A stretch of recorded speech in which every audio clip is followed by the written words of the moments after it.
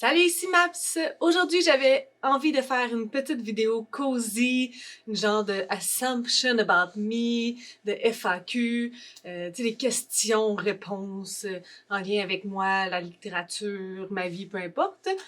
J'ai pas l'impression de me dévoiler beaucoup, mais je sais pas si ça intéresse vraiment les gens.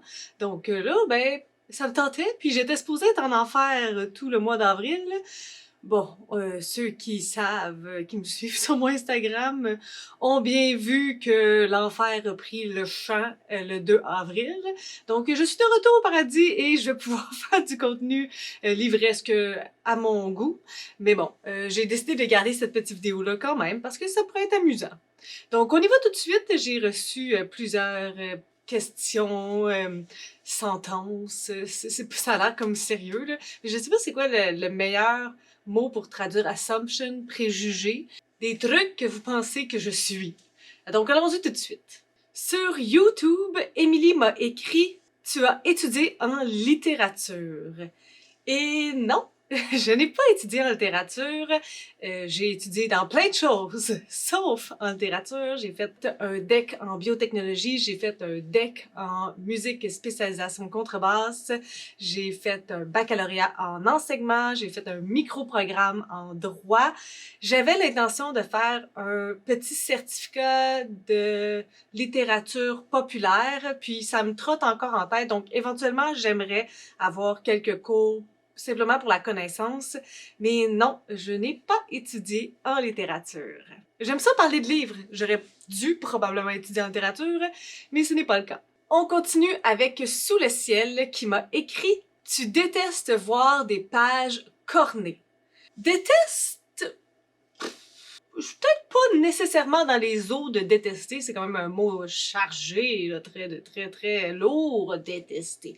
Par contre, j'emprunte beaucoup de livres à la bibliothèque et leur état est pas toujours dans la meilleure des conditions. Mais ce que je fais par contre lorsque je vois des pages cornées, c'est que je les décorne. Je peux pas passer la page sans avoir enlevé le petit coin puis l'avoir tourné de façon impeccable. C'est impossible. Donc, ça me titille, ça m'emplit pas de joie. J'aime pas ben ça. La petite page cornée. Mais détester? Non. Sur Instagram, Steph Greg 9 m'a dit « trop sage ». Ça, c'est une question à 1000 piastres. Qu'est-ce que ça veut dire « trop sage ». Ça dépend de la perspective de qui. Hein. Si vous demandez à mon mari dirait « Oh mon Dieu, une chose que je l'ai pas connue lorsqu'elle avait 19 ans parce que c'était une wild one. Elle était tout à sur le party, puis il y a comme une conception que j'étais comme complètement dépravée. » Je sais pas si je suis trop sage. Je suis définitivement capable d'être très sage, mais j'ai un petit côté funky qui peut sortir très facilement à l'intérieur de moi. Vous voyez, mes années du cégep, j'étais la grande faiseuse de jello shooter et j'en faisais en quantité, ma foi, épouvantable. Puis lorsque j'étais rendue tannée de faire tout le temps les mêmes mix, j'en faisais des mélanges dégueulasses. Le cégep était probablement mes années les plus wild one, mais je peux quand même probablement être considérée comme très sage pour certaines autres choses. J'ai pas un grand sentiment de rébellion en moi. J'ai pas de tatou, j'ai les 2 oreilles percées, mais c'est de naissance parce que j'étais jeune. Donc, si on considère tous ces éléments-là pour ne pas être sage, j'imagine que je suis sage. Mais je pense pas que je suis trop sage. On va faire un petit quiz. Je vais aller demander à ma famille, est-ce que vous pensez que je suis trop sage? Je sais pas ce qu'ils diraient. Mais je pense pas trop. On continue avec une question. Un contenu qui n'est pas sur ta chaîne, mais que tu aimerais faire dans le futur.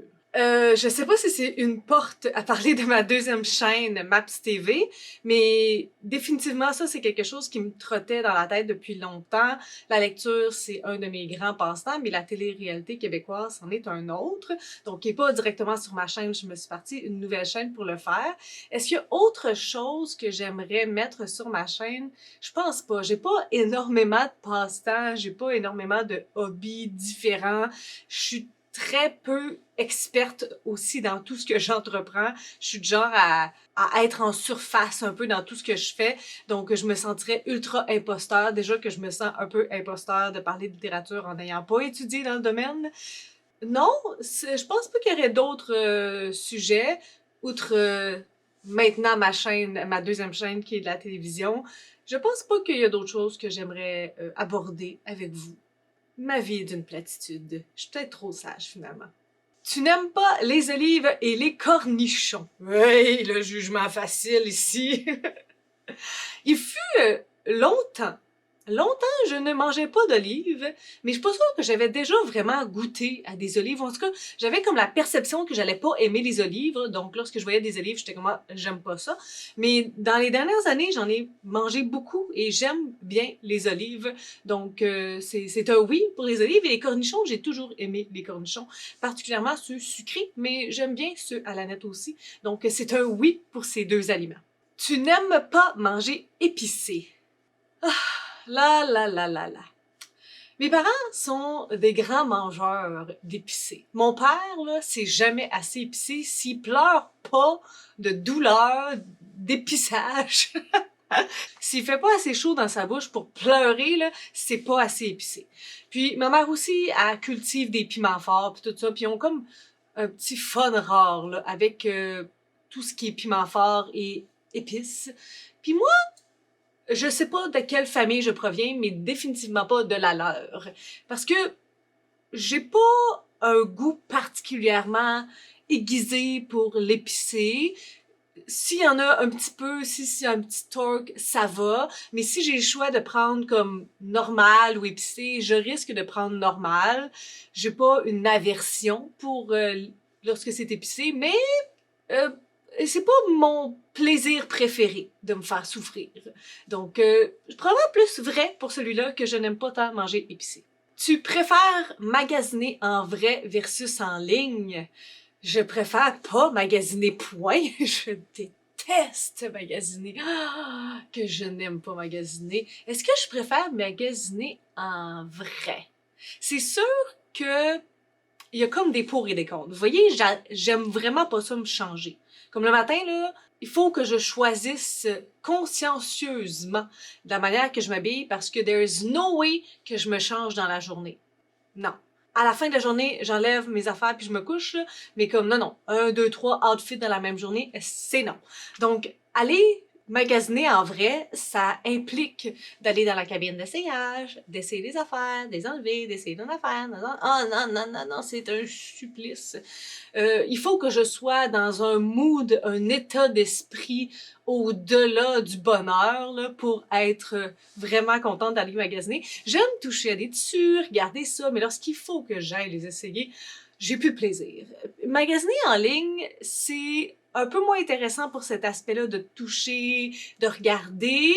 Puis aussi l'aspect un peu stress de comme comment ça va avoir l'air sur moi. Tu sais, lorsque je vais le recevoir, est-ce que ça va être beau, est-ce que ça va pas être beau, est-ce que ça va être la bonne grandeur. Donc ça me cause un petit peu de panique parce que les grandeurs sont pas tout le temps faciles à comprendre. Puis moi, tu sais, je suis 5 et 2, puis je suis 100 livres. Fait que comme, j'étais un petit format, tu sais. Puis là, parfois, est-ce que c'est small, est-ce que c'est small, est-ce que ça va être trop petit, est-ce que c'est l'air d'une poche de patate. Donc c'est toujours plus facile de l'essayer. Hypothétiquement, j'aimerais ça avoir un hologramme de moi qui change avec l'outfit. Oh my god, ça serait le meilleur du meilleur. Est-ce qu'on peut inventer ça pour le magasinage en ligne? Comme tu cliques sur le vêtement, puis comme ça le met sur toi. Mais j'avais essayé ça pour mes lunettes. C'est mon chum qui m'a montré ça. C'était comme un site en ligne qu'on les a commandés. Puis là, il y avait ta face, puis ça faisait comme si ça allait faire le look avec les lunettes. J'ai trouvé ça brillamment intelligent. Surtout que lorsque t'es une bonne myope comme moi, puis là t'essayes des lunettes au magasin pour voir de quoi ça a l'air, puis tu te vois pas parce qu'il n'y a pas de force dedans, t'es comme oh tout est beau, non.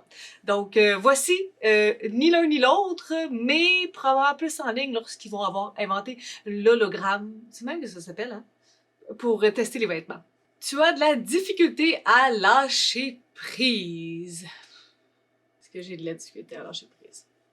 Est-ce que j'ai de la difficulté à lâcher prise? J'essaie de trouver des exemples. J'ai l'impression que oui, mais j'ai l'impression que non dans certaines situations qui m'importent. Non, c'est pas vrai. J'ai vraiment beaucoup de mal à lâcher prise, c'est sûr. Particulièrement pour ce qui touche à mes valeurs, pour ce qui me tient à cœur, j'ai bien de la misère à let it go, même si c'est ça que je devrais faire, même si ça ruine ma santé mentale, même si je suis ben trop investie, puis que je peux rien y changer. Oh mon Dieu, les choses que je ne peux pas changer, c'est une horreur dans ma vie. Je comprends pas à quel point parfois je me sens impuissante, puis j'aimerais ça que le monde soit meilleur dans certaines petites choses, puis dans ma tête c'est comme des petits détails que je comprends pas pourquoi ça existe pas encore, pourquoi ça n'a pas été amélioré, ça serait juste plus facile. Non, je sais pas lâcher prise, définitivement. Là, j'ai dû passer, là. Non, je sais pas du tout lâcher prise, c'est pas dans mes compétences. Hey, hey, Maps du montage qui vient de se rendre compte que j'ai skippé une question qui était « Tu préfères avoir quelques bons amis plutôt qu'une gang nombreuse? » Je pense pas que j'ai jamais eu une gang vraiment nombreuse, donc je pense que de facto, je suis probablement plus quelqu'un à quelques petits amis proches. J'aimerais croire que je suis quelqu'un d'extraverti, j'aimerais être cette personne, mais je ne le suis définitivement pas. Donc, lorsque je rencontre des personnes, je suis celle très timide, qui dit rien, qui observe, qui attend, qui aimerait vraiment être l'extraverti, sociale et confortable, mais donc c'est pas moi qui crée les gangs. Et bon, au secondaire, j'étais pas dans une grosse gang, on était 4 filles ensemble, donc totalement, je préfère et c'est ce que j'attire aussi, même si je pense que je préférerais être dans une gang, j'ai jamais été une fille à grosse gang. Donc tout à fait raison. Donc ça, c'était une couple de questions et d'assumptions d'Annie-Claude. Maintenant, j'en ai une de Tabouk by Cosplay Tinafit. Si tu recommençais, tu ne serais pas prof, mais dans le milieu des médias ou artistique. C'est une méga bonne question. C'est une très bonne question parce que moi, je suis du genre à vouloir 9 vies. J'en ai pas assez de celle-là pour faire tout ce que je veux faire. J'aime beaucoup de choses. Lorsque j'étais au secondaire, on avait fait le test RIASEC. Je sais pas si vous le connaissez. Je me cherchais énormément, puis je faisais le conservatoire en même temps. Je savais que je ferais pas de la musique de ma vie. J'avais des certaines aptitudes en musique, j'avais des intérêts pour la musique, j'avais très peu la personnalité pour la musique. Puis on avait fait le test RIASEC, qui est 3 combinaisons là, de types de personnes, puis ça nous donne un peu quel genre de métier on pourrait avoir plus tard. Puis moi, j'étais investigateur, artistique, conventionnel. Et le nombre de métiers que ça donnait, 0 pin barre. Donc, ça allait super bien. Puis, tout au long là, de mes études, tu sais, secondaires, j'essayais de penser un petit peu qu'est-ce que j'aimerais faire plus tard. Puis, rendu au cégep, tu sais, j'étais en biotechnologie, mais j'avais comme pas vraiment réfléchi qu'il faudrait que je décide un jour. Puis que, on dirait que j'avais comme pas beaucoup appris à me connaître. Je faisais de la musique parce que j'aimais la musique, mais je savais que je voulais pas faire ça plus tard. J'étais en sciences parce que j'avais certaines aptitudes en sciences, mais j'avais pas réfléchi que le volet social puis tout ça, particulièrement en technique de laboratoire, c'est quelque chose qui est pas le plus présent de ce métier-là. Tu sais, moi, je suis pas quelqu'un qui est vraiment très bonne à être par moi-même tout le temps en milieu professionnel. Donc, j'aime interagir avec des gens, j'aime interagir avec d'autres personnes qu'un ordinateur, donc, ou ici des bactéries. Et j'avais pas réalisé ça. Donc, lorsque je me suis rendue à l'université en biopharmaceutique, là, ça m'a donné un solide coup de pelle que c'est là-dedans que je m'en allais. J'ai eu plein de scénarios, pas nécessairement des regrets, parce qu'on peut pas vraiment changer les choses, mais je me suis toujours dit un peu que le choix que j'avais fait au cégep, c'était un peu une erreur. J'aurais peut-être préféré aller quelque chose comme dans le cinéma ou en arts et lettres pour étudier un petit peu la littérature. Je sais pas plus qu'est-ce que j'aurais fait avec ça. Puis même aujourd'hui, comme les métiers autres que comme conventionnels, genre prof, policier, dentiste, comme je sais pas comment on fait pour avoir ces métiers-là. Je sais pas comment on fait pour développer des compétences pour ce métier-là.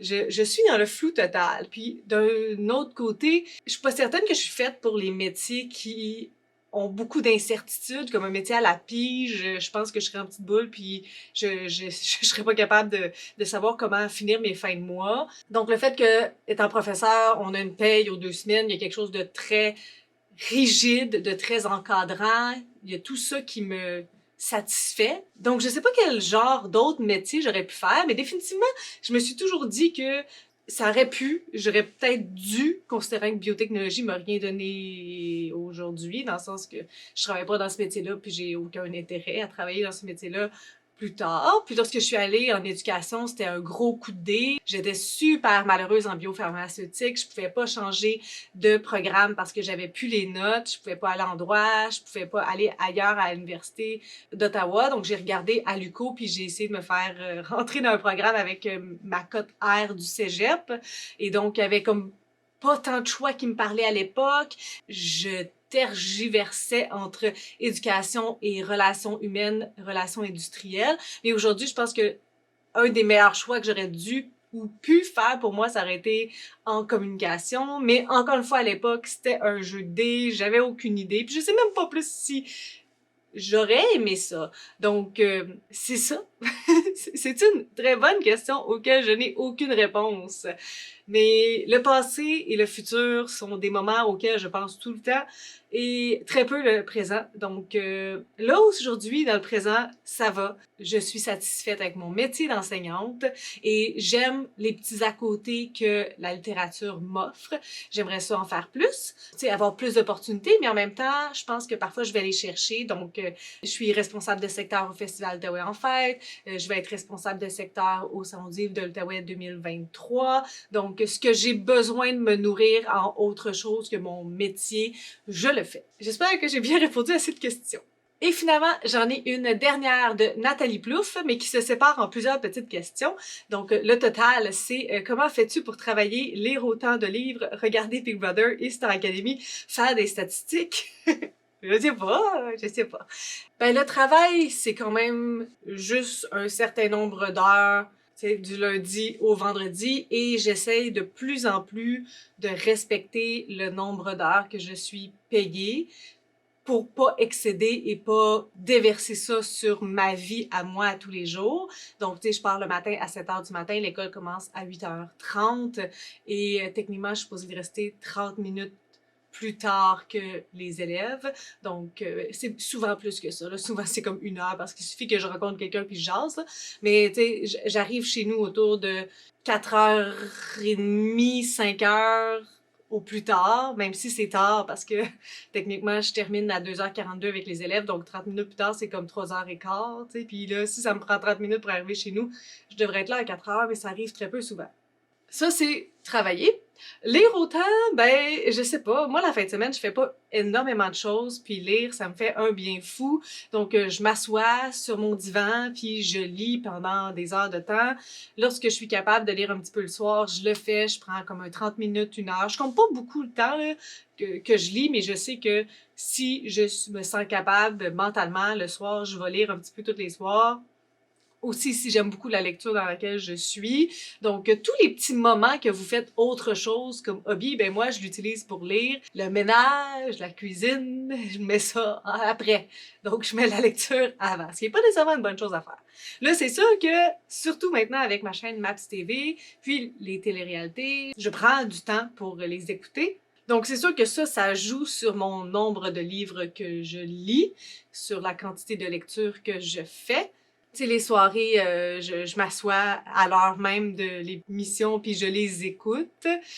Puis, je sais pas, c'est un mode qui fonctionne. Moi, mon chum, on est quand même très indépendants. Lui, c'est un grand gamer, puis moi, je suis une grande lectrice. Donc, on est satisfait d'être un près de l'autre, mais on n'a pas besoin d'interactions fréquentes l'un avec l'autre. Donc, j'ai du temps pour faire mes choses à moi, puis j'ai toujours pas d'enfant. Fait que c'est assez tranquille de ce côté-là aussi. Puis, tu sais, par exemple, Star Academy puis Big Brother, le dimanche, ben, j'écoute le début de Big Brother, je switch à Star Academy, je finis Big Brother pendant les pauses de Star Academy. Une fois que c'est terminé, je m'en vais filmer ma vidéo de Star Academy. Je remonte le plus vite possible, je commence à faire le plus de montage. Puis, le lundi matin, idéalement, j'espère qu'elle soit terminée de monter. Sinon, je fais un petit peu de montage pendant que je déjeune. Puis après, je la mets en ligne pour 3 heures le lundi.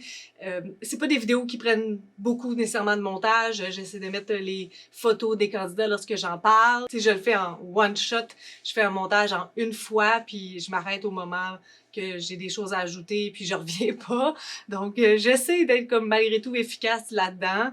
Puis, c'est parce que j'aime ça aussi. puis j'aime faire du montage. Le montage, c'est quelque chose qui me demande pas beaucoup de cerveau, qui si je suis vraiment fatiguée, il y a quelque chose de très automatique, puis j'ai pas besoin de penser. Donc, je sais pas si ça répond à toutes ces questions. Mes statistiques, par contre, c'est pas moi qui les fais à la main.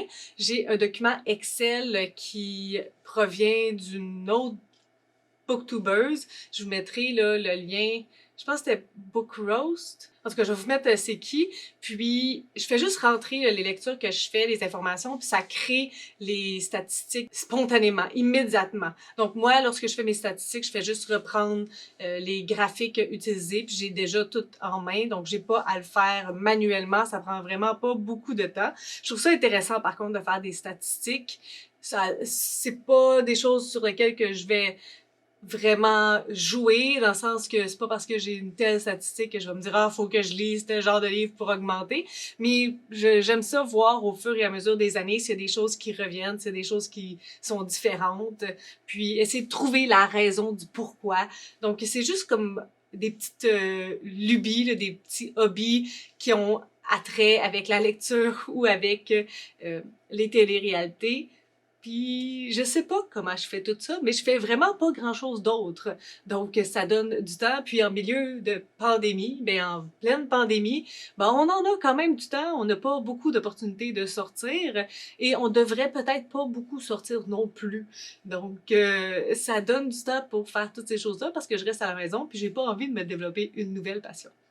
Donc, merci d'avoir posé ces questions-là. J'ai eu bien du plaisir à vous répondre. Si vous en avez d'autres, ben n'hésitez pas, vous pouvez mettre ça en commentaire. Et j'aimerais ça, si vous êtes rendu là encore à la fin de ma vidéo, vous pouvez vous mettre une petite olive ou un petit cornichon, pour que je sache que vous êtes rendu jusqu'à la fin. Sur ce, si vous avez des suggestions, des critiques, des commentaires, n'hésitez pas à la faire en dessous de ma vidéo. Je publie des vidéos assez fréquemment dans une semaine. Si vous avez aimé cette vidéo, n'hésitez pas à mettre un petit pouce et à vous inscrire à ma chaîne. Sur ce, je vous souhaite de bonnes lectures!